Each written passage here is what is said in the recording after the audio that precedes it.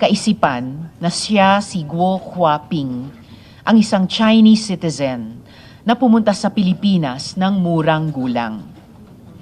I know that the Office of the Solicitor General has filed a petition for cancellation of Mayor Guo's Certificate of Live Birth sa RTC ng Tarlac noong nakaraang Biyernes.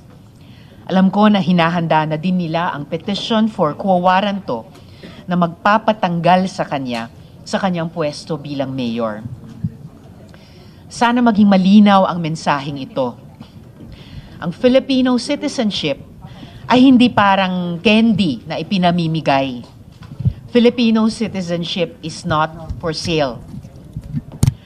At kung ginamit mo pa ang pekeng pagka-Pilipino mo para tumakbo sa anumang pwesto, kung ginamit mo ito para tumulong magpalaganap ng krimen gaya ng money laundering, human trafficking, o magtrabaho kontra sa pambansang seguridad, dekada man ang lumipas, dadating ang araw ng pagtutuos. You took advantage of our brittle regulatory system. Our system may be brittle, but it is not broken. Sisingilin ka. Sinisingil ng sambayanan si Mayor Guo. There are many questions yet unanswered.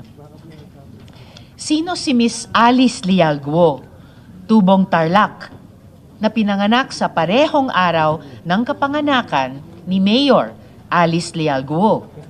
Nasaan na siya?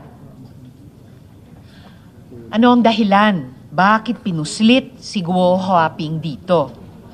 At sino ang mastermind?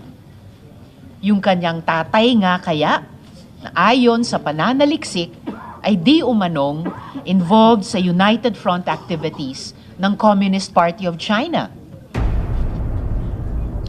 Saan siya humugot ng lakas ng loob na tumakbong mayor? O ito na ba ang plano mula sa simula? Is she working with Chinese triads? With the Chinese government? Or both?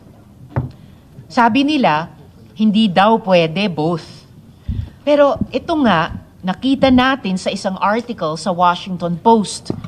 The Communist Party of China has a history of using criminal syndicate families when it suits them.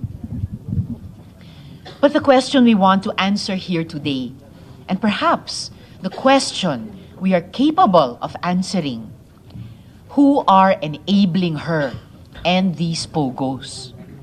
Are there protectors within our government? Bakit tayo umabot sa ganito? Before I call on the COMSEC,